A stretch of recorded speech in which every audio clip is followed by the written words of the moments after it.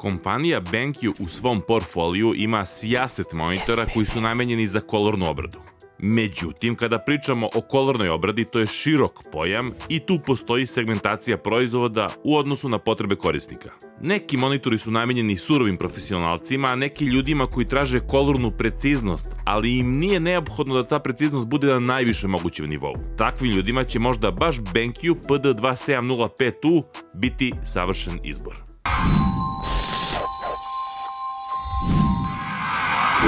Dragi sekiraši, ovaj video je podržao i CD Key Offer, sajt specijalizovan za prodaju pristupačnih ključeva, a po tim se podrazumevaju i ključevi za video igre, ali i softver. Primjera radi Windows 10 OEM ključ je trenutno na velikom popustu. Ako iskoristite promo kod X, dobit ćete dodatan popust od 25%, te možete dobiti Windows 10 OEM ključ po još pristupačnijoj ceni, a možete odraditi i upgrade na Windows 11, pa će on biti permanentno aktiviran na vašem računaru. Pored toga, kompletan Office 2019 Pro Plus ćete dobiti po ceni od $46 ako ukucate X kod. A sada, vratimo se nazad na video.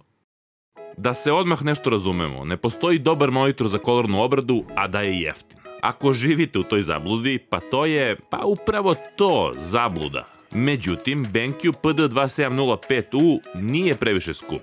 U vreme pisanja ove recenzije kod nas u radnjama nije bio izlistan, ali cena u EU je oko 600 evra, što je više nego prihvatljivo za monitor ovih performansi, ergonomije itd. itd.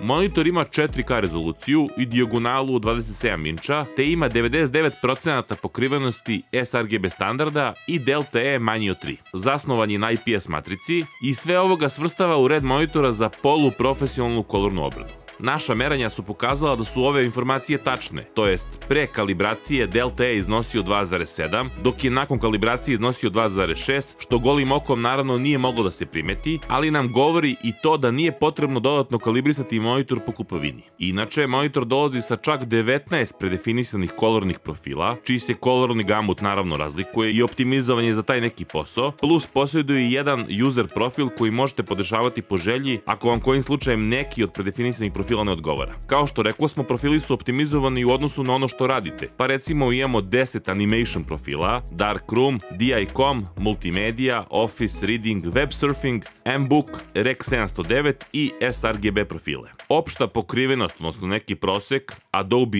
RGB i DCI P3 standarda je oko 80% po našim merenjima. Dakle, više nego dobar za web dizajn, odnosno video kolornu obradu. Monitor će inače prijaviti da ima panel 10 bita u Windowsu, ali je zapravo reč o 8-bitnom panelu koji ima pridodat FRC, što ga tehnički čini 10-bitnim panelom, ali nije reč o nativnom panelu tog tipa. To su i merenja pokazala, jer tačno je negde između odličnog 8-bitnog panela i nativnog 10-bitnog panela. Monitor je sertifikovan na 250 niti, a mi smo izmerili oko 170 niti na najvišem osvetljenju i custom izvor podešavanjima, što u praksi znači da u izuzetno svetlim prostorijama ovo nije dobra opcija, ali i znači da prostorija ne mora da bude zamračena.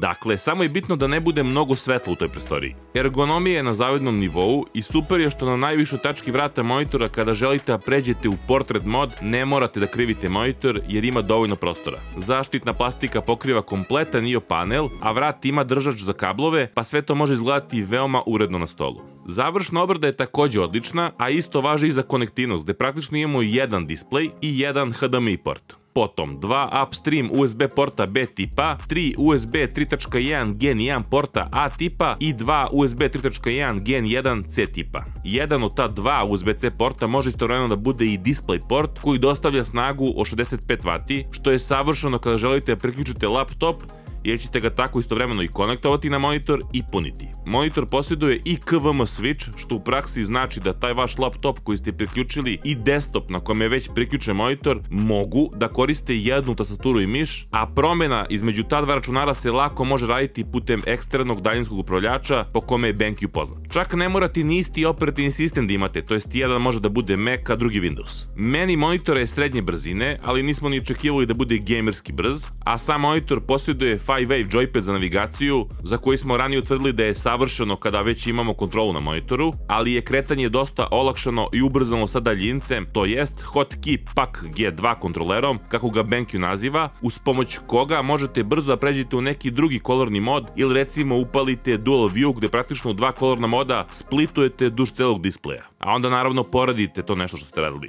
U već pomenutim animation modovima, kojih ima čak 10, možete da pojačavate tamne i svetle delove slike, ali bez preeksponiranja svetlih delova, što je takođe korisno u produkciji. CAD/CAM mod smo već mnogo puta objašnjavali, a suština je da se u tom modu pravi takva vrsta kontrasta da je sve optimizovano za lakše prepoznavanje linija prilikom projektovanja, to jest crtanja, što je naravno mega olakšica u radu i sačuvat će vam vid. Inače, monitor ima i zvučnike, pa hajde da ih poslušamo, ali ne očekujte neka čuda. Tu su jednostavno za prvu pomoć. Ovo je Bach, Bradule and Friends, ovo je Bach, Game that never ends, ovo je Bach, nisam mogo tada, Bradule, Dule, kapiraš, brada. Dakle, sve je optimizovano za profesionalce u industrijskom dizajnu, a sada se sigurno pitate zašto onda naslov poluprofesionalac. Pa jednostavno rečeno, ovo nije nativni 10-bitni panel i recimo ovaj monitor nije dobra opcija za klasičnu štampu, odnosno pripremu za štampu. Pogotovo ne ako od klijenta niste dobili jasne hex kodove